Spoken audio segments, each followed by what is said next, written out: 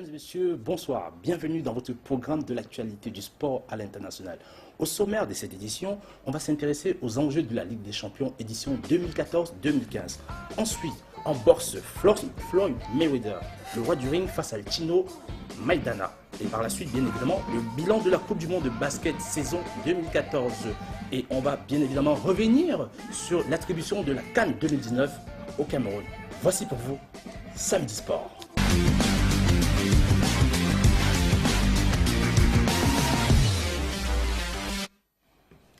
Retour sur le plateau de Samedi Sport pour la présentation du panel qui aujourd'hui constitue des spécialistes. Comme d'habitude, bien évidemment, on va débuter par Cestin Djamel. Cestin Djamel, bonsoir. Bonsoir Eli, bonsoir tout le monde. À ses côtés, lui, il a été longtemps dans les milieux d'agents sportifs. Il est aujourd'hui reconverti et au Cameroun, longtemps à la tête de la Camerco, directeur commercial, aujourd'hui directeur général de Damco Cameroun. Alphonse Béa, bonsoir. Bonsoir.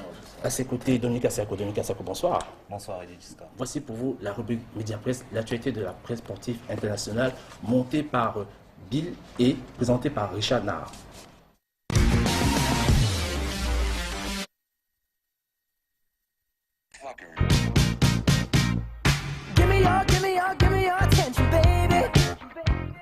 Bienvenue dans la rubrique Média Presse, l'actualité sportive de la presse internationale. L'on débute cette rubrique avec le quotidien ivoirien L'Intelligent qui, au lendemain de l'attribution de la CAN 2021 à la Côte d'Ivoire, évoque le lobbying de la Côte d'Ivoire qui aurait payé.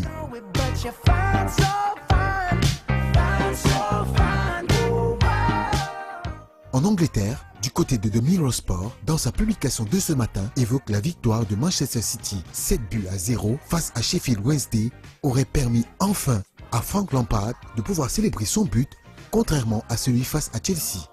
La 4e édition de la Ryder Cup se déroulera de vendredi à dimanche à Glen Eagles, en Écosse. L'occasion pour l'équipe d'Europe de remporter une 3e victoire consécutive face aux États-Unis.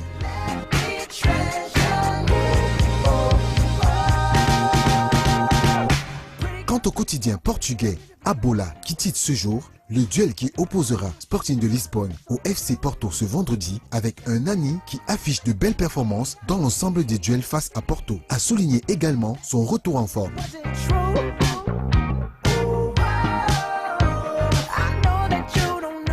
À l'affiche de la Gazzetta dello Sport ce matin, le duel entre la Juve et la Roma en grande forme, du côté de l'Inter de Milan, Osvaldo et Hernanes qui ont fait le show, la remontée du Hellas Vérone, la crise au Napoli qui a vu le jour. Les hommes de Benitez sont déjà dos au mur.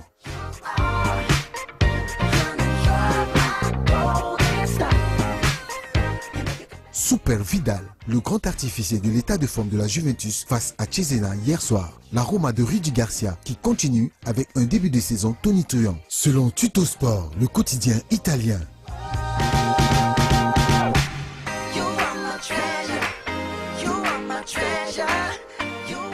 en Espagne, avec le quotidien Sport, le gardien camerounais Idriss Carlos Kameni a participé au désarroi du FC Barcelone, 0 but partout face à Malaga, avec un Messi qui n'a rien pu faire. Le FC Barcelone qui a manqué de profondeur dans son jeu, ainsi donc le Barça a perdu ses premiers points dans son championnat.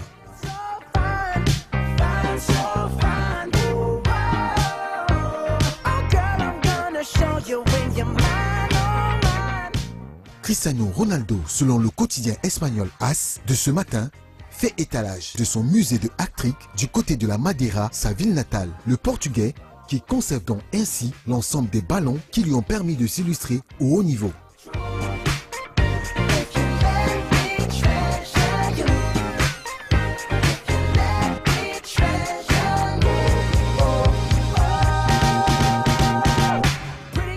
Le quotidien Marca en Espagne nous informe que le Real de Madrid aurait un plan pour Cristiano Ronaldo. Le club étudie la possibilité qu'il termine sa carrière en véritable neuf et sa transformation selon le quotidien aurait débuté cette saison.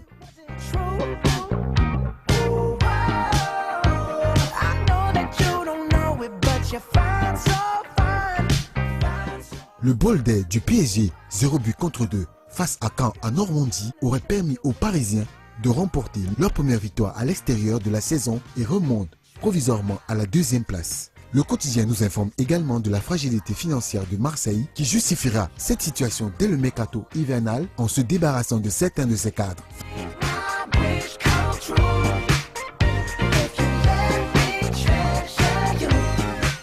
France Football, avec cette phrase choc de Menez, vaut mieux être étranger au PSG, sans doute lié à son mal-être au sein de son ancien club. Le duel PSG-OM semble être à l'avantage de l'OM pour ce début de saison et l'hebdomadaire considère que l'OM est une menace à l'hégémonie du PSG en France cette saison avec en relais Kirill Dreyfus qui espère déjà le titre. France Football fait également le point sur la thèse propriété dans le football qui est une autre épine pour l'UEFA. Merci d'avoir suivi la rubrique Média Presse. À très bientôt.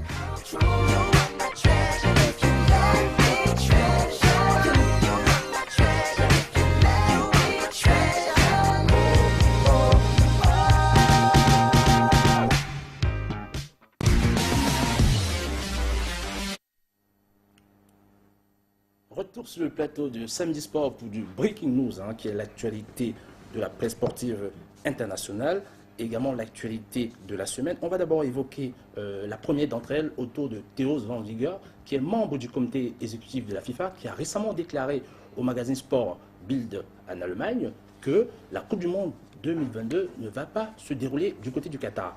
Avec nous pour en parler, nous avons en direct une journaliste RFI, la présentatrice vedette de Radio Foot International, Annie Gasnier. Annie Gasnier, bonsoir. Bonsoir, Régis Giscard. Alors, Annie, avec vous, on va traiter cette actualité autour de Theo Zwanziger. À votre avis, est-ce un galop d'essai pour préparer l'opinion selon vous? Écoutez, on peut en tout cas se poser la question du moment où survient cette déclaration, parce que c'est vrai que les conditions ont un petit peu changé. Il y a ce comité exécutif réuni à Zurich ces 2 jours, et on sait qu'il devrait entériner la déclaration de candidature de Sepp Blatter pour un nouveau mandat à la tête de la FIFA.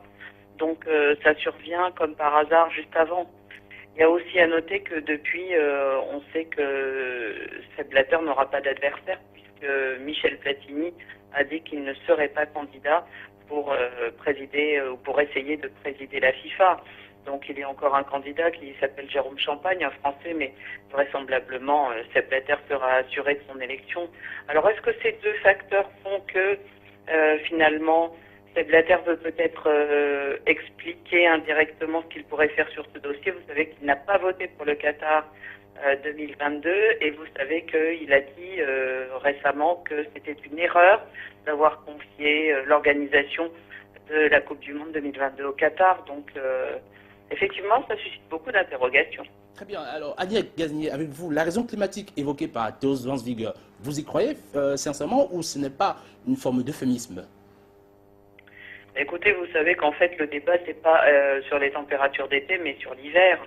Parce que on savait depuis que le Qatar avait été désigné, il y avait bien sûr ce projet un peu merveilleux de stade climatisé, mais on sait que dès qu'on sort du ras de la pelouse, c'est impossible de ne pas suffoquer dans des chaleurs du Qatar à cette époque qui sont autour de 50 degrés. Et surtout pour le corps humain, c'est très compliqué. Le vrai débat, c'est est-ce qu'on peut le faire en hiver et quand? On sait qu'il y a une énorme opposition de certaines fédérations européennes, notamment la fédération anglaise qui ne s'arrête jamais en hiver, il n'y a pas de trêve, et il y a le fameux Boxing Day qui rapporte beaucoup d'argent. Alors, est-ce que c'est un ballon d'essai pour voir comment réagissent les Européens à cette idée de faire cela l'hiver?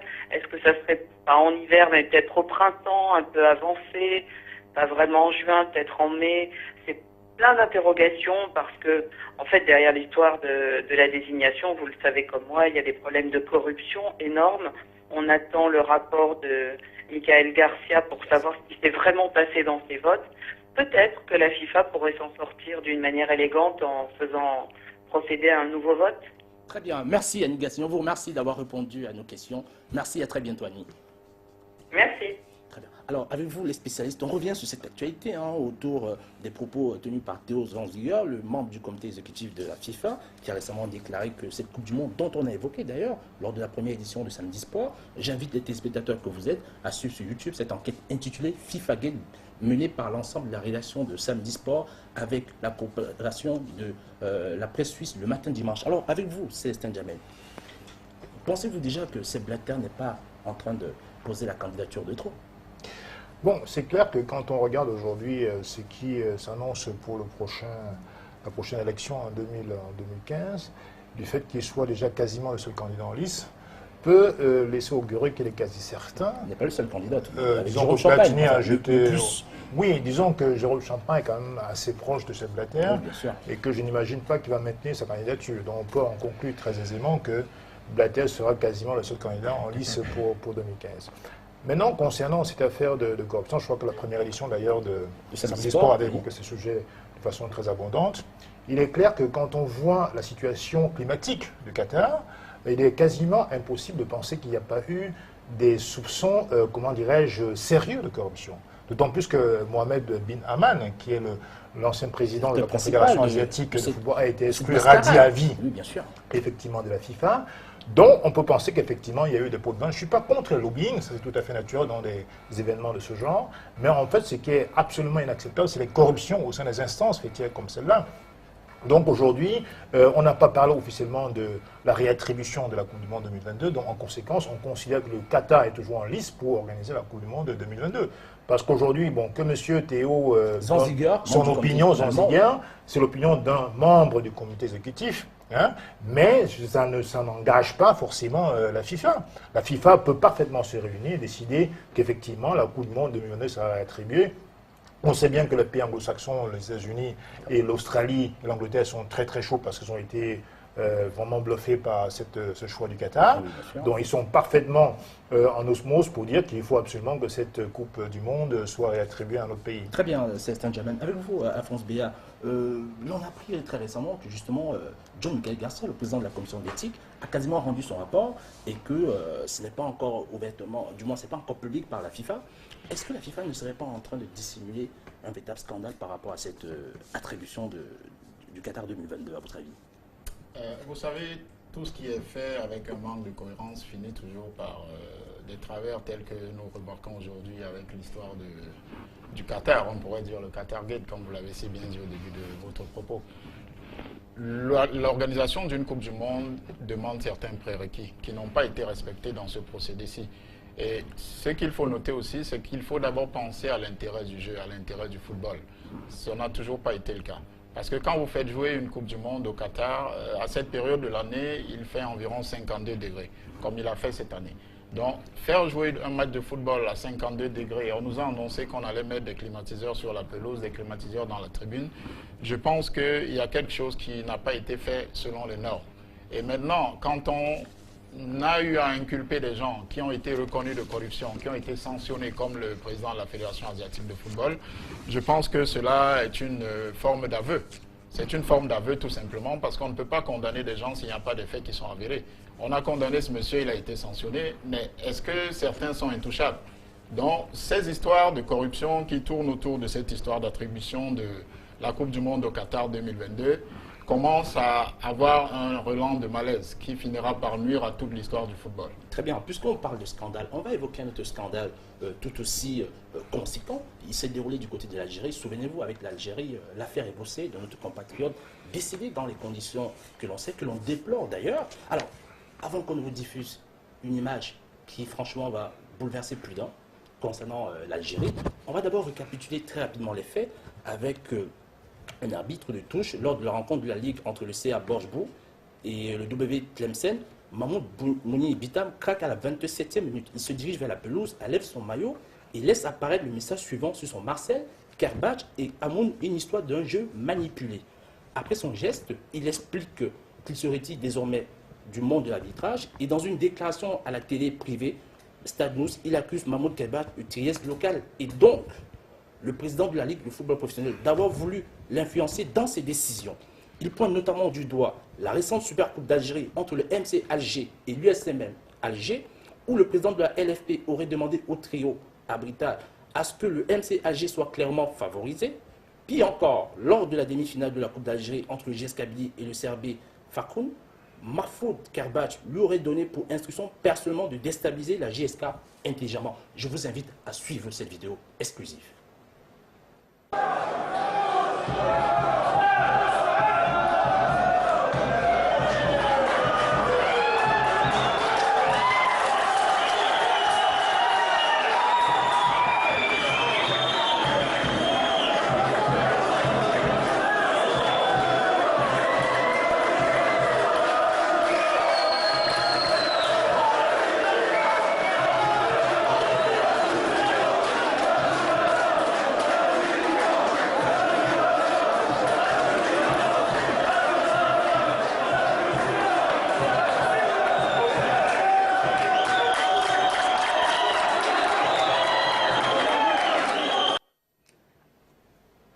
Revoir, si la technique le permet, ce qui était marqué sur le marcel de l'arbitre, hein, qui a décidé de s'en aller dans les conditions que l'on a ainsi évoquées. Alors, avec vous, les spécialistes, notamment Dominique Assako, n'est-ce pas? Là, on voit un Karbach et une histoire d'un jeu manipulé.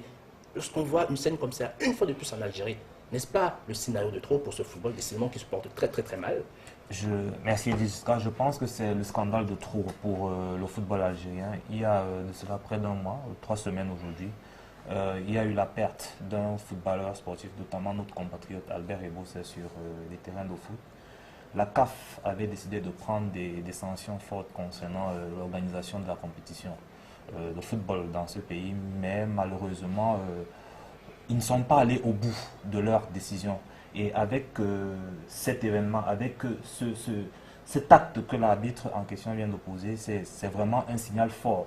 Il faudrait que les autorités du football africain puissent vraiment jeter un regard assez conséquent sur ce qui se passe sur dans le football algérien et essayer de mener une enquête en profondeur. Essayer, si possible, d'arrêter les choses, de mettre un stop et pouvoir vraiment enquêter et savoir ce qui ne va vraiment pas dans ce football. Parce que ça va de mal en pire. Et vraiment, il faudrait qu'il se pose les bonnes questions. Justement, Alphonse Bernard, alors de mal en pire, aujourd'hui, on assiste à un scénario que je considère comme étant ubuesque tout de même. Quelle est la réaction que vous avez par rapport à ça? Enfin, la réaction que j'ai déjà, c'est par rapport à ce qu'il vient de déclarer. Je m'inscris juste en faux quand on pense que c'est un phénomène propre à l'Algérie ou propre au football africain. Nous avons suivi, il n'y a pas très longtemps, les histoires de corruption et de manipulation du corps arbitral en Italie, avec la Juve qui a d'ailleurs été rétrogradée en division inférieure suite à des faits de manipulation du corps arbitral qui étaient avérés. Et permettez-moi de vous interrompre, car une information allant dans ce sens est tombée juste ce matin sur, avec le quotidien AS. Une convocation générale concernant les joueurs de la rencontre Levante face à Saragosse de 2011. Une vingtaine de joueurs sont convoqués, car on considère que la majeure partie ont assisté à une manipulation de cette rencontre. Voilà, donc ce que moi je voulais encourager ici, c'est des actes comme ce que ce monsieur a posé. Il faut avoir le courage de dénoncer certaines choses. Mais le fait de ne pas dénoncer dans certaines parties du monde ne veut pas dire que ces parties du monde sont propres. Nous savons que même au Cameroun, nous avons côtoyé le milieu du football. On a parfois vu des gens se déplacer avec des sacs d'argent la veille des matchs. C'était pas pour aller remercier les spectateurs d'être venus. Donc je pense qu'en fait, c'est un mal qui aujourd'hui gangrène le milieu du football mondial. Nous avons parlé des matchs corrompus, il y a quelque temps, des matchs achetés, des matchs truqués. Dans certaines parties du monde, je ne vais pas citer certains pays pour ne pas leur faire de la mauvaise publicité, mais il faudrait attaquer le mal à la racine. Il faudrait déjà se dire que si on commence à dénoncer des phénomènes de corruption de l'ampleur de ce que nous voyons au niveau de la FIFA, il est normal que, comme on le dit souvent, les peuples ont les princes qu'ils méritent. Il est normal qu'au plus bas niveau de la chaîne, cela se répercute. Puisque justement vous parlez de corruption, juste rappeler à l'attention des téléspectateurs que vous êtes que Canal 2 et Samedi Sport ont obtenu les droits exclusifs d'un documentaire qui va vous relater la corruption dans le milieu du foot. Et ce sera dans les prochaines éditions de Samedi Sport, une enquête exclusive. Alors avec vous, Sébastien Djamène, on parle du football algérien, on revient sur la CAN, puisque la corrélation peut être toute faite. On sait tout de même que le dossier de l'Algérie était tout de même conséquent. Est-ce que la fragilité du dossier algérien par des causes internes n'ont pas peut-être faire en sorte que des dossiers moins sérieux ont pu facilement obtenir cette compétition? Bon, moi, je ne dirais pas les choses ainsi. D'abord, je me réjouis. C'est une question. Oui, c'est une question. J'ai bien compris. Non, mais j'essaie de réagir à votre question. Je crois d'abord qu'en tant que Camerounais, il faut se réjouir que cette Coupe du Monde, cette Coupe d'Afrique, pardon, a été attribuée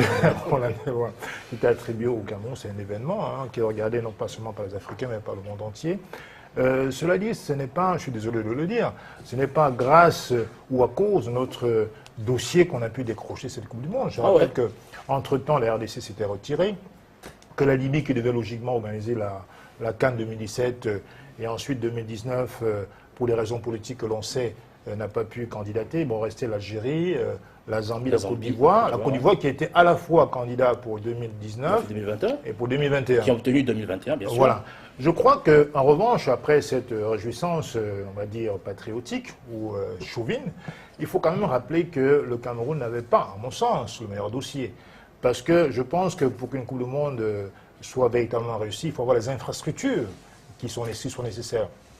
Pas seulement en termes d'infrastructures, on va dire, sportives, mais également routières, hôtelières, aussi les télécommunications, les hôpitaux, ça compte aussi. On sait qu'on n'était pas mieux loti que l'Algérie ou que même la Zambie de ce côté-là. Et donc, je dirais par conséquent que M. Issa Hayatou, je rappelle qu'il y a eu une légion, une médaille de commandeur du mérite national en avril 2013, a pensé qu'il ne peut pas quitter cette chaise sans pouvoir attribuer à son pays d'origine, ce qu'on peut comprendre d'ailleurs, une CAN. Ça fait quand même quasiment 42 ans que le Cameroun n'avait pas organisé, malgré qu'on soit quadruple champion d'Afrique, une seule Coupe d'Afrique, alors que même la Guinée, le Burkina Faso en 98 avait organisé la Coupe d'Afrique des Nations. L'Algérie l'a fait en 90, donc ils ont compétit cette année encore. Donc, par conséquent, ce n'est pas la qualité de notre dossier qui a prévalu. Mais je pense que, contrairement à ce qu'on dit, ce n'est pas le président de la République, mais c'est M. Issa Hayatou qui a pesé de tout son poids pour que l'attribution soit faite au Cameroun. En revanche, moi, je pense que effectivement, les 14 membres permanents de la CAN n'ont pas comme ça démocratiquement voté par hasard pour le Cameroun. Je crois qu'on sait l'influence, c'est une mafia, que ce soit la CAN, que ce soit la CAF ou la FIFA, c'est une grosse mafia. Pour le président, a une très forte influence sur ses collaborateurs. Donc, je continue à penser que je me réjouis en tant que Camerounais. D'ailleurs, il a ouvertement déclaré ce week-end que la CAF soutenait le candidat Blatter. Oui, en plus, comme par hasard, juste après Addis Abeba, aussitôt après, la CAF lance son soutien. Je vous avoue que je n'avais pas vu le lien. Mais le lien est là, parce qu'évidemment, tout est lié, finalement. Donc la CAF apporte son soutien au candidat unique, entre guillemets, qui sera Blatter à la Coupe du Monde, la présidence de la FIFA l'année prochaine. Et M. Blatter, en l'occurrence, justement, a été reçu par le chef de l'État l'année dernière. Non, cette année d'ailleurs même. Oui, comme par hasard, donc tout était coordonné. Et je pense que nous méritions cette CAN, mais pas grâce à notre dossier. D'accord. On aurait pu en avoir un peu plus concernant l'information pour cette attribution, car on aurait dû avoir un membre du comité exécutif qui normalement devait être en direct depuis Paris, notamment Amadou Diakité, qui malheureusement au dernier moment nous a fait savoir que sa disponibilité ne lui permettait pas de répondre favorablement à notre invitation. Cependant, avec vous, Alphonse Béat, on continue à s'interroger sur cette attribution de la CAN 2019 au Cameroun. Quelle est votre réaction par rapport à cela? Enfin, ma réaction par rapport à cela est la réaction de tout Camerounais fier de l'être. Je pense que c'est une bonne chose. Il y a des projets qui se veulent structurants. Si déjà ce projet d'organisation de la Coupe d'Afrique des Nations 2019 peut permettre à notre pays de se structurer d'une certaine façon au niveau infrastructurel, je pense que cela est une bonne chose. Nous sommes obligés aujourd'hui d'avoir des stades de football aux normes. Nous serons obligés, dans un avenir très proche, d'avoir des hôpitaux, d'avoir des infrastructures routières. Ça doit être salué. Maintenant, nous savons, parce que nous avons parlé de cela au début de cette émission, comment ça s'organise, ce genre de choses. Je ne vais pas faire un procès d'intention à M. Issa Hayatou, à qui que ce soit. Je sais, voilà, à personne, faute de preuves, mais je dis, le Cameroun, bon, nous avons bénéficié quand même de circonstances telles que la mauvaise image de l'Algérie ces derniers temps, la Côte d'Ivoire qui voulait à la fois 2019 et 2021, qui finalement a eu 2021. D'ailleurs, en Côte d'Ivoire aussi, il y a des voix qui s'insurgent pour dire qu'il y a dû avoir... Parce que la presse ivoirienne, on a révélé avec la presse ivoirienne qui a parlé de lobbying ivoirien qui a... Voilà, qui a pesé. Nous n'allons pas faire le toilettage du football ou de la FIFA ou de la CAF ici ce soir. Donc tout ce que je peux faire, c'est me réjouir de cette attribution de l'organisation à la Coupe d'Afrique des Nations 2019. Donc effectivement, c'était du breaking news puisqu'on évoquait les enjeux de la compétition, notamment la CAN 2019 qui a été attribuée au Cameroun. On va s'intéresser à d'autres enjeux, notamment ceux de la Ligue des Champions édition. Comme l'a dit Sako tout à l'heure, financier en imposant le facteur financier, c'était aussi pour essayer de démocratiser, de réguler tout ça, de faire en sorte que les petits clubs puissent aussi recruter les joueurs. Oui. Mais le problème qui se pose aujourd'hui, c'est que quand vous avez des clubs aussi importants que le Real Madrid, que le Barça, ils peuvent très bien, même s'ils ne font pas de crédit bancaire ou financier, ils peuvent très bien, grâce aux produits dérivés, grâce aux sponsors, grâce aux droits TV, c'est des gros clubs mythiques, générer beaucoup de recettes. Ce que ne pourra pas un club comme Lille, comme Bordeaux, comme Valencia, ainsi de suite. Pour la petite anecdote, en parlant de vente de maillots, effectivement, de produits dérivés, le cas James Rodriguez, c'est vrai que ce n'est pas le sujet, par exemple, arrivé pour plus de 80 millions d'euros en moins de 10 jours. Tout à fait. Les maillots vendus floqués James Rodriguez étaient à plus de 30 millions d'euros en moins de 10 jours. Mais je pense aussi, si je peux ajouter quelque chose à ce sujet, aujourd'hui il y a un élément sur lequel nous devons aussi copier, c'est l'art de la communication. Nous parlons aujourd'hui de communication. James Rodriguez n'était que James quand il était à Monaco. Il a suffi qu'il marque un but à la Coupe du Monde, le match contre l'Uruguay, pour qu'il devienne le joueur qu'il a aujourd'hui. Je vous avoue qu'elle est vraiment pas mal celle-là. J'ai bien apprécié. Parce qu'on a capitalisé dessus. Et Alphonse, on a des stades très laids. Il faut déjà remettre les projecteurs dans nos stades, les embellir, faire venir de jeunes belles filles. Il faut mettre des beaux gazons sur les stades. Je veux dire qu'il faut quand même, il faut un standing, quoi. Les gens vont quitter la télévision, le petit écran pour aller dans les stades.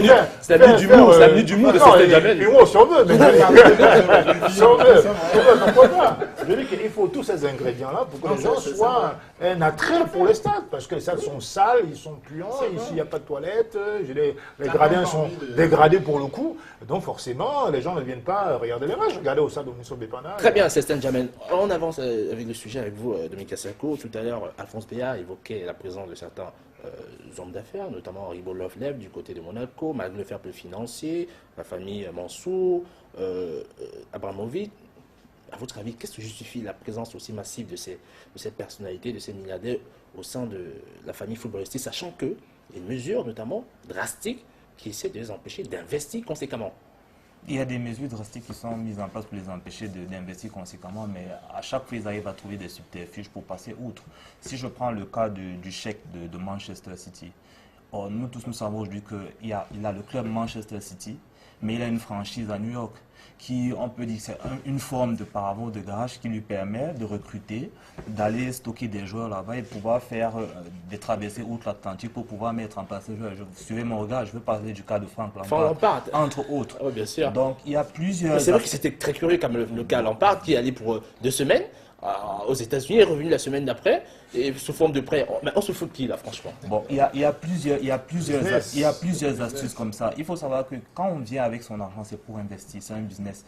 Alphonse a tantôt parlé de visibilité. C'est de la visibilité, ça permet de pouvoir rentabiliser un investissement, ça permet de pouvoir se mettre en lumière, ça permet de pouvoir obtenir des parts de marché. Donc ce n'est pas fortuit, ce n'est pas gratuit. Ils savent exactement ce qu'ils recherchent quand ils investissent leur argent dans ce milieu. Très bien, Alphonse Béat, très bien, Sestan Djamel, très bien, Dominique Sako. On va en profiter pour marquer un petit arrêt avec la deuxième rubrique de cette édition intitulée le ZapNet.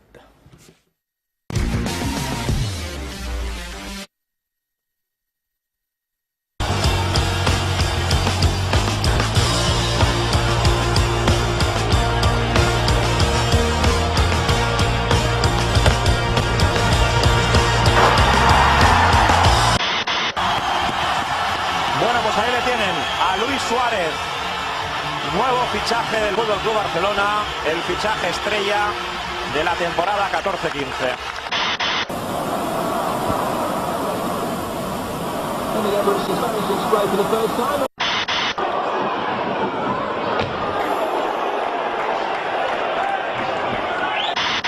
La l'image gag, sans doute de cette première journée. Oh, you let me get it. I'm going to try to stab it. Yes. Obviously, it's not deflating. This is weirdly satisfying. And give it a bounce. It's still... Wow. What if somebody ran it over? Still be fine? It'll go flat. and then reinflate itself.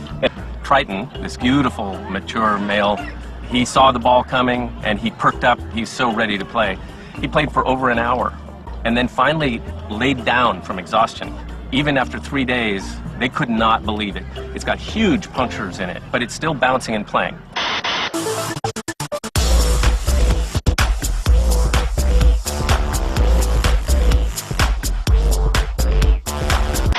Regardez cette image. On voit là Brandao. On va voir le retour de Thiago Motta. Et voilà, le nez cassé pour Thiago Motta.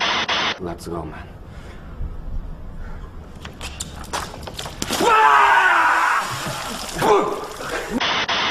Zizou.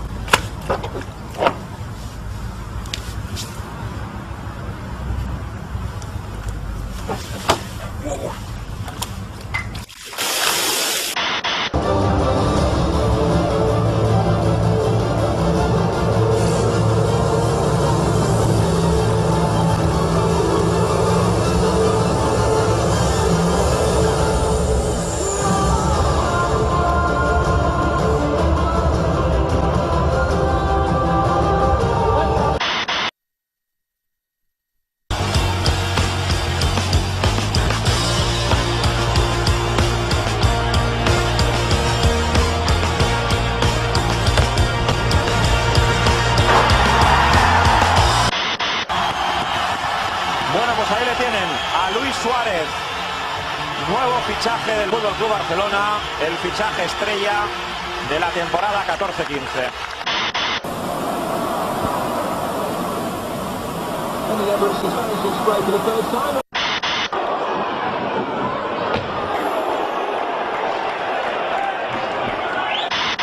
Là, l'image gag, sans doute de cette première journée.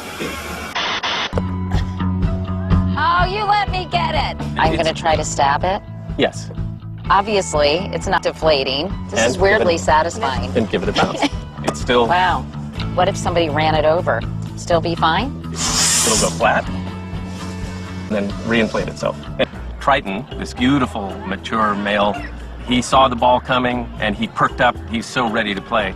He played for over an hour and then finally laid down from exhaustion. Even after 3 days, they could not believe it. It's got huge punctures in it, but it's still...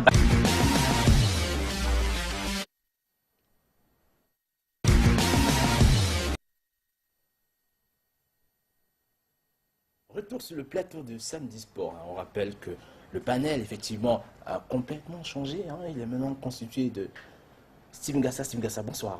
Bonsoir. À ses côtés, Jeff Beck, bonsoir. Bonsoir. Yves Ngounou, bonsoir. Bonsoir. Et bien sûr, maître Eric Ississima. Eric Ississima, bonsoir. Bonsoir. Alors, on va donc avancer avec un autre sujet tout aussi intéressant concernant la bourse avec Floyd Mayweather. Pour en parler, un spécialiste, notamment Eric Ississima, qui va nous en parler avec plus de profondeur concernant le cas Floyd Mayweather, le nouveau phénomène, dit-on, de la bourse internationale. Alors, avec vous, Eric Ississima, Floyd Mayweather, son parcours, pouvez-vous nous en dire un peu plus? Comment a-t-il fait pour en arriver là? Je pense que, excusez-moi, moi je sais pas, oui, mais je tenais à assister. Il n'y a pas de souci.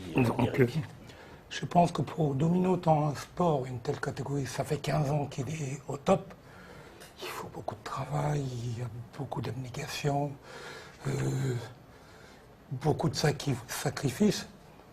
Aujourd'hui, qu'est-ce qu'on peut dire de lui? Qu'une légende est née, qu'un extraterrestre est sur la planète boxe. En comparaison avec Tyson, est-ce que c'est du même acabit, c'est du même... Au niveau de la boxe ou au niveau de l'homme? Je ne connais pas l'homme, bien sûr, au niveau de la boxe, bien sûr. Ah non, non, non, non, non. Tyson a plus une boxe d'instinct, de bad boy, de frappeur, je démolis tout, je frappe tout le monde. D'ailleurs, est-ce que la même catégorie, Tyson et Floyd Mayweather? Non, il y en a un qui est welter, oui, qui est donc en dessous de 70 kg, un autre qui est lourd. Oui, bien sûr, Tyson. C'est ni le même gabarit, ni le même poids, ni la même catégorie. Mais comment pouvez-vous justifier justement le fait que Floyd Mayweather, malgré le fait qu'il soit welter, ait autant de popularité que Tyson? Sinon plus. Oui, bien sûr, sinon plus, quand on voit tout ce qui se trame derrière lui, quand il y a des rings de boxe, etc. Parce qu'en fait, tout part de l'homme. Tout le monde peut s'identifier, peut aimer Mayweather. Mais Tyson était détestable sur ce qu'on attendait C'est quelqu'un qui allait le démonter. Il était agressif, il était violent, il était l'antithèse de ce qu'est aujourd'hui Mayweather.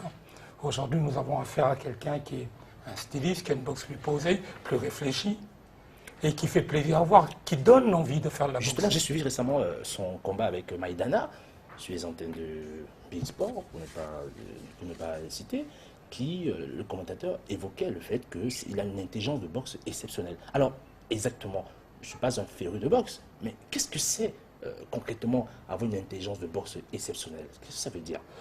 En fait, la boxe de Mayweather évolue avec son âge. Parce que avec l'âge, on manque d'efficacité, l'efficacité baisse un peu, donc il a adapté sa boxe à son âge. Nous avons vu un Mayweather qui était calculateur, qui, selon son habitude, pendant toute la première partie du combat, a fait travailler son adversaire, en comptant sur son cardio, sur sa vista, sur ses esquives, sur ses déplacements. De telle manière qu'en seconde partie, nous avons eu un Maïdana qui était pratiquement à bout de souffle parce que le cardio ne suivait plus. Oui. Et Mayweather n'a plus qu'à mettre la surmultiplier. Peut-être que s'il avait été plus jeune, il l'aurait mis KO. Mais au jour d'aujourd'hui, c'est un calculateur. Il travaille au point et c'est tout ce qui l'intéresse. Qu'est-ce qui justifie la trajectoire de Floyd Mayweather par rapport à Maïdana? Rappelons que Mayweather a 37 ans environ, je crois, exactement, c'est ça. Et Maïdana est beaucoup plus jeune. Mais cependant, on constate que Mayweather est toujours au top, entre guillemets, de sa forme. C'est pas assez paradoxal parce qu'à un certain âge, 37 ans, tout de même, c'est l'âge où on est censé un tout petit peu perdre en qualité, perdre en intensité lors des combats. Je pense que d'abord, il y a un problème physique. Il y a cette différence entre les individus. Est-ce que cela ne s'ajoute pas à une hygiène de vie exceptionnelle? Je ne pense pas, parce qu'en dehors des rings, c'est quand même quelqu'un qui est un bon vivant. Ah ouais, ça, c'est moins compliqué. Il ne faut pas l'oublier. Autant il est sérieux, rigoureux sur un ring des calculateurs, autant il a tendance à être un peu, je ne vais pas dire explosif, mais hors du ring. Mais ça vient du fait qu'il a pris de la bouteille, non pas physiquement, mais intelligemment. Parce qu'aujourd'hui, il a du métier, il a du vice, parce qu'il a quand même un paquet de rounds derrière lui, que l'autre n'a pas. Maïdana notamment. Alors, une autre question, quand on voit le cas de Mayweather, Tyson, on peut parler aussi d'O.J. Simpson, permettez-moi la réflexion, dans une bonne mesure Tiger Woods, ces stars américaines qui sont d'origine black et qui, de manière curieuse, à un moment, sont éclaboussées par, entre guillemets, un scandale. Enfin, je ne veux pas en arriver là, mais est-ce que l'opinion américaine, dans son immense majorité, à votre avis, vous qui connaissez mieux que moi ce qu'il en est, notamment du côté des États-Unis, est-ce que l'opinion américaine, dans son immense majorité, accepte le fait qu'un Mayweather, black, de banlieue, etc., arrive à ce niveau aussi facilement sans que ça ne puisse gêner quelques-uns? Ça remonte à plus loin que ça. Ça remonte à Jesse Owens en 1936, quand Hitler, pour ne pas le critiquer, a refusé de remettre la médaille à Jesse Owens. Ça remonte encore plus loin, quand on a tiré sur Battlefield King, quand on a retiré tous les titres à Mohamed Ali, parce qu'il était tout simplement objecteur de conscience. Ça remonte à Mexico 68, quand les athlètes américains ont levé le point droit. Dès lors qu'un Afro-Américain devient un modèle, ou semble le devenir, il était plus facile, il y a quelques années, même pour les leaders politiques, de leur tirer une balle dans la tête. Aujourd'hui, c'est plus facile. Il est plus facile de les discréditer. Vous avez parlé de J. Simpson, vous avez parlé de Mike Tyson, vous avez parlé de Michael Jackson. On leur a tous collé une histoire. Et j'ai peur que ça n'arrive, parce qu'au jour d'aujourd'hui, beaucoup de minorités se reconnaissent, aussi bien les Afro-Américains que les Latinos se reconnaissent à travers les sportifs. Mais justement, les combats de Floyd Mayweather, comme celui qu'on voit en image, contre Maïdana, l'un des combats récemment dans lequel il a été considéré comme vainqueur, on observe qu'il y a une multitude de personnes qui l'accompagnent lors de cette course. On dirait que c'est tout un spectacle, c'est grandiose, c'est une manifestation, c'est impressionnant. C'est un style Mayweather aussi, ou peut-être c'est le style américain? Mayweather, super champion, grand boxeur, mais pas que. C'est aussi un showman. C'est la rock star de la boxe. Et au jour d'aujourd'hui, il touche tout ce qui se veut comme star et artiste. Et surtout, c'est César de la rue. les rappeurs, les tigers, tous ces blacks qui se reconnaissent, qui se disent on y est arrivé. Surtout que depuis qu'on a catalogué le président Obama de président noir, ça a cerise sur le gâteau pour eux. Non seulement on est président de la République, mais en plus on est les meilleurs en sport que vous. C'est un peu une espèce de revanche, une bravade. Très bien. Avant d'évoquer l'aspect financier concernant le cas Floyd Mayweather, je vous invite, chers téléspectateurs, à suivre en quelques minutes, alors bref, petite minute, un combat récent entre Floyd Mayweather et Chino Maidana.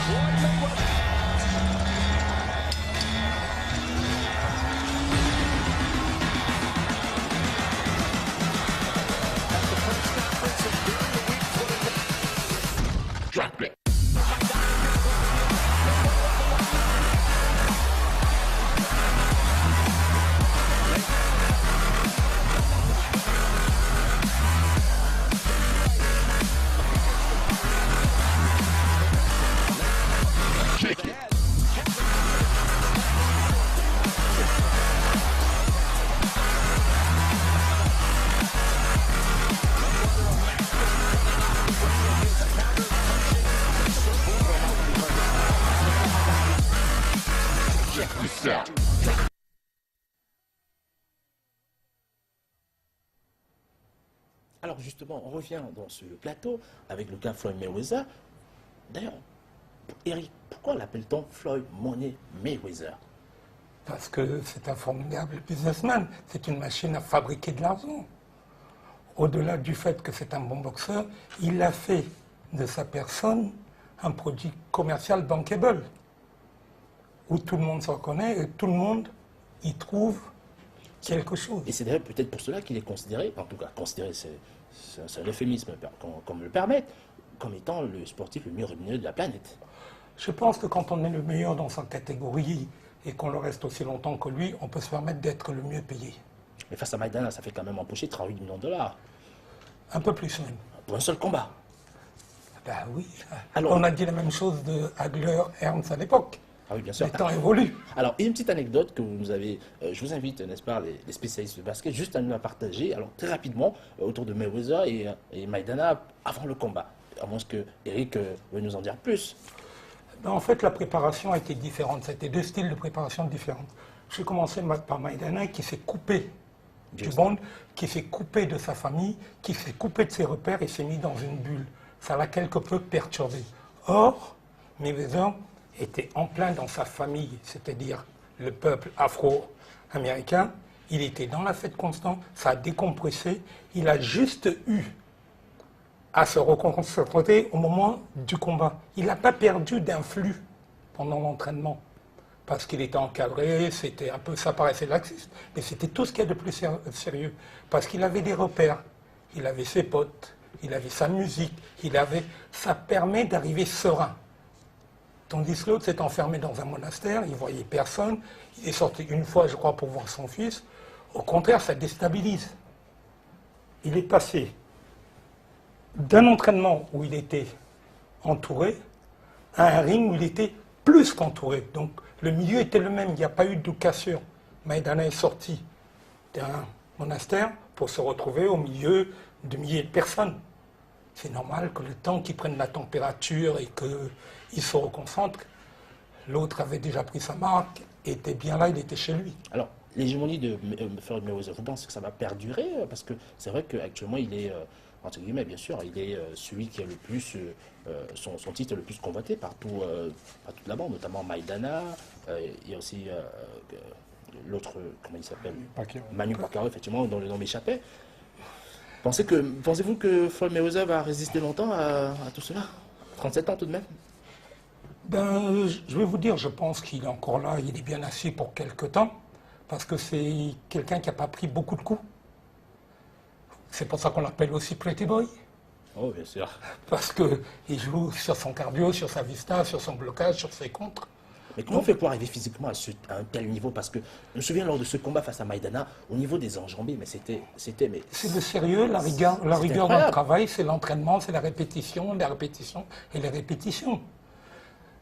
C'est vrai que s'il devait rencontrer Pacman, ce serait le combat pratiquement du moment, je n'ose pas dire du siècle, parce qu'on ne sait pas ce que nous réserve l'avenir. Ce serait d'abord une opposition de deux styles. Mais je crois qu'il a une autre ambition avant. Sur les 4 fédérations, il voudrait récupérer au moins 3 titres. Les 4 fédérations majeures. Oui, bien sûr. C'est WBC, il l'a déjà. Ouais. WBF, il l'a déjà. L'IBF, il aura les gants dans le nez. Il va lui rester la WBO. Ouais. Pacman, de son côté, va faire un peu de blé avant de le rencontrer. On ne sait pas quelle sera l'issue. Mais je pense qu'il a les moyens, il a les arguments physiques, techniques, tactiques pour pouvoir affronter Pacman quand il voudra. Alors, quel est le bilan que vous faites cependant de la carrière de ce sportif déception pour sortir de ce sujet, Floyd Mayweather? Si on parle du bilan, je crois qu'il est un peu tôt, ce serait prématuré. Parce que je crois qu'il a encore de belles choses à nous montrer. Il n'a plus rien à prouver, certes, mais on ne peut pas faire de bilan aujourd'hui. Il a encore 2-3 échéances avec Showtime, je crois. Oui. Et puis après, il y a encore beaucoup de choses. Faire un bilan aujourd'hui serait prématuré. À 37 ans, tout de même, c'est raison gardée, non? On a Foreman qui a boxé jusqu'à 41 ans. Oui, qui sont des exceptions.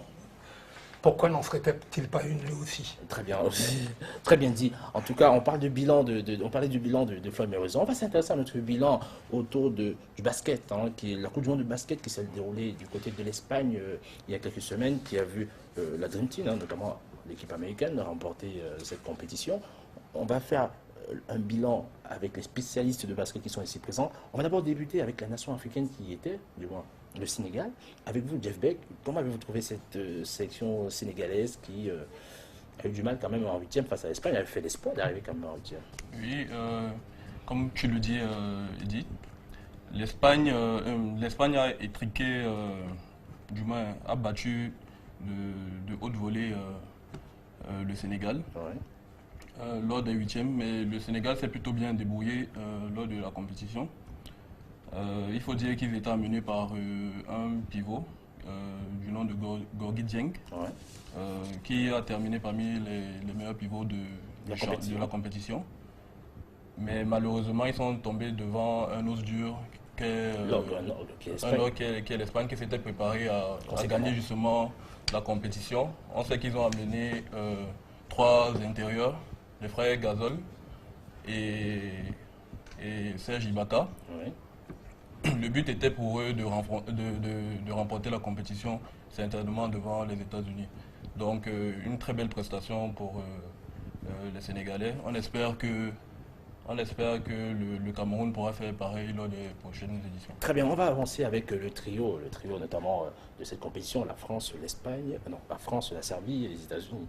Alors, le parcours de la France et Steve Gassard, comment a-t-il été? Comment vous pouvez le qualifier, surtout l'absence de Tony Parker, hein, qui a fait beaucoup de mal?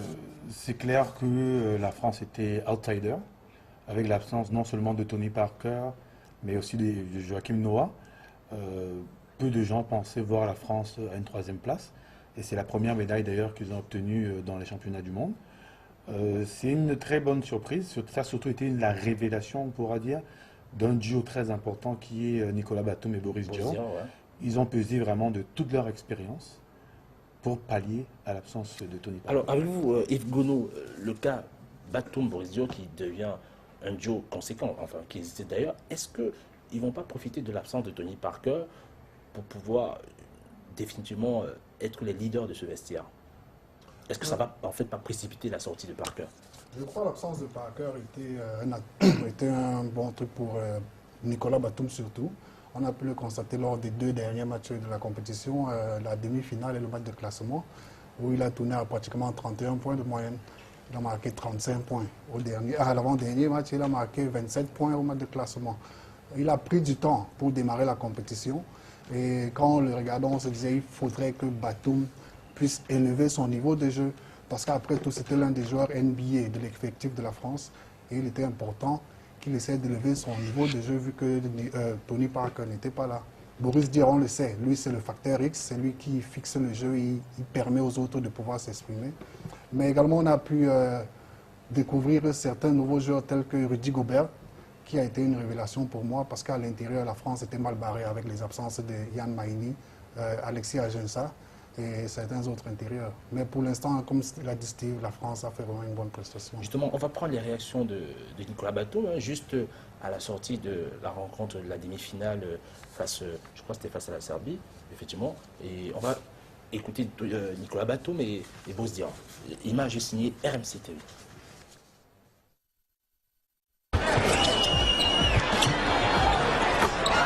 Ce ne sera pas un joueur ou deux joueurs, ce sera 12 joueurs. Et c'est ce qu'on a montré ce soir. On est une équipe de France, on est une grande équipe de France et on a des joueurs qui peuvent jouer au basket, des joueurs qui peuvent montrer des choses.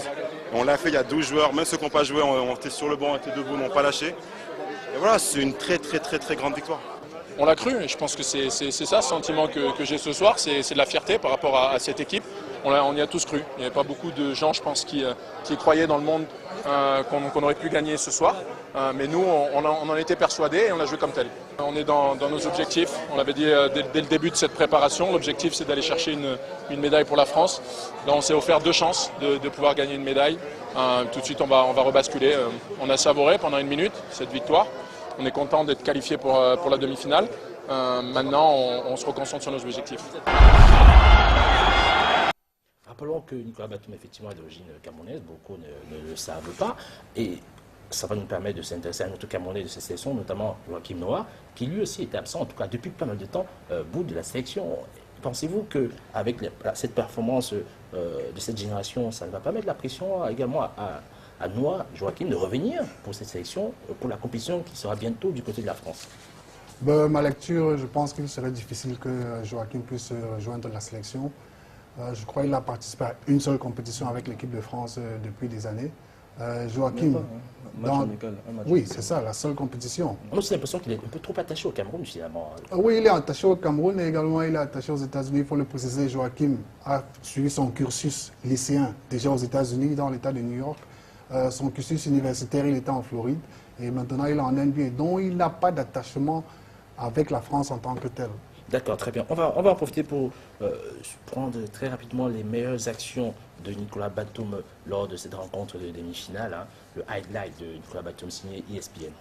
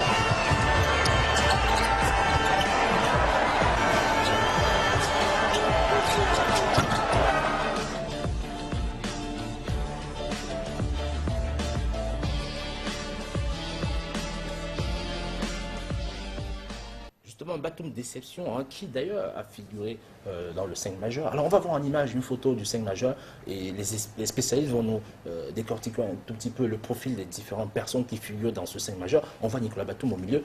Avec vous, Steve Gassa, le reste pour un peu plus Donc, comme vous pouvez voir, on a Kyrie Irving, le meneur de Cleveland, qui a été élu meilleur joueur du tournoi, qui a marqué 26 points lors de la finale contre la Serbie. On a ensuite Milo Teodosic, le joueur serbe que tous les Français, je pense, n'oublieront pas, car il a vraiment dominé la demi-finale contre la France. Ensuite, nous avons Nicolas Batum, dont on vient de parler. Et à la droite de Batum, nous avons Paul Gasol, qui est peut-être le seul point d'interrogation de ce 5 majeur. Évidemment, on a joué en Espagne. On peut dire que c'est une récompense pour l'œuvre de sa carrière.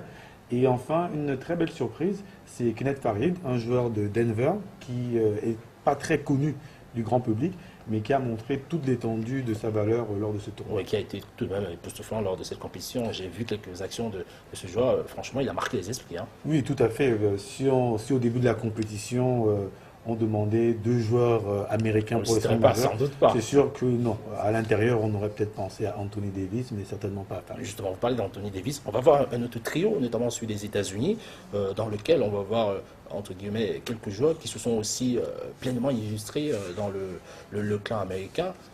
On va le voir à l'instant à l'image, hein, si la technique nous accompagne par rapport à cela. En tout cas, avec vous, Evin Gono, le cas de cette équipe des États-Unis qui, une fois de plus, a su s'illustrer malgré cela. Tandis que vous pouvez... Ce niveau trio, est-ce que ce niveau trio va être celle qui saura porter cette sélection américaine, Yves Gono? Il faudrait préciser qu'il y avait beaucoup d'absents dans cette sélection américaine. Elle était pratiquement l'équipe B des États-Unis. Sans LeBron James, oui, c'est vrai. Il y avait LeBron James qui était absent, il y avait Carmelo Anthony qui était absent, il y avait Chris Paul qui était absent, Kobe Bryant, Kevin Durant. Avec l'équipe B, ça a été une balade tout de même. Exactement. Et elle était l'équipe la plus jeune de la compétition avec une moyenne de pratiquement 24 ans d'âge.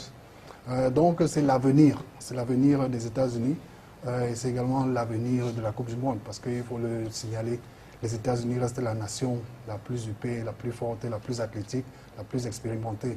Donc il est fort probable qu'elle continue de dominer le basketball mondial pendant des années encore. Alors avec vous, Jeff Beck, une photo qu'on va aussi voir également celle qui va suivre concernant Ervin, hein, qui va apparaître à l'instant. Quelle est l'analyse que vous pouvez nous faire concernant le cas Ervin qui a été une véritable révélation pour ce tournoi, en tout cas le MVP de cette compétition, à son jeune âge? Rappelons qu'il est en Australie, c'est bien ça? Oui, il est né en Australie. Il faut dire que Kyrie Irving, il évolue au niveau du moins à Cleveland, où il va être rejoint cette année par LeBron James, Kevin Love, pour pouvoir atteindre la finale NBA cette année. Bon, au niveau de la compétition, je pense que déjà il n'était pas attendu parce que des meneurs comme Chris Paul n'y étaient pas, Russell Westbrook, mais il s'est plutôt bien défendu. Et je pense qu'il a correctement tenu la marque de l'équipe, notamment en finale, où il a permis à l'équipe américaine de sortir vainqueur en plantant 26 points. Il faut aussi dire que c'est un surdoué du basket, parce qu'il a évolué du côté de Duke en NCAA, où il a été encadré par le coach des États-Unis, qui est nul autre que le coach K, qu'on appelle Mike Krzyzewski, qui est le coach de Duke, qui était son coach à Duke. Il faut aussi rappeler qu'il était numéro 1 de la draft en 2011. Il a été rookie de l'année qui suivait. Et il a été élu MVP lors du récent All-Star Game 2013. Donc, un surdoué du basket qui a révélé tout son talent au monde, en fait. Très bien, on va en profiter pour s'intéresser à la finale, justement, à cette rencontre de finale entre les États-Unis et la Serbie. On va suivre dans le highlight de cette rencontre, c'est-à-dire que le top 5 de cette rencontre, entre guillemets, bien sûr, signé ESPN.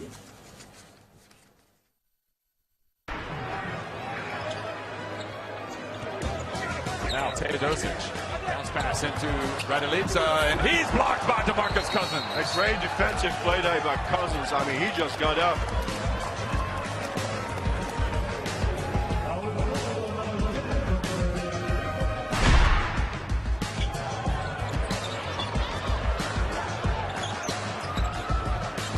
Teodosic hits to Bjelica. Oh, goes up for the dog!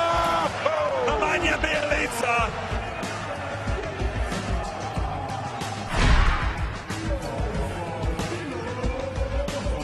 Now Irving Shakes and bakes out top, then drives in and puts it up.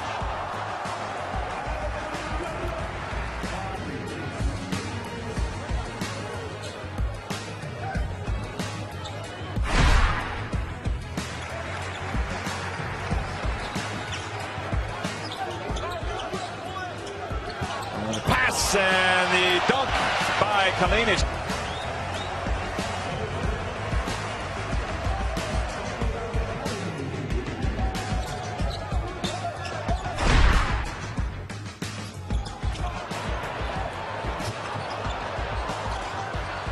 USA chase it. They were worried about the backboard violation. And it goes to Caffrey. And this is USA basketball. You get a steal, you run, and you finish it off with the dunk. Let's look at it one more time right here. Klay Thompson, Derrick Rose, touch pass to Kenneth Faried, and a monster dance right there.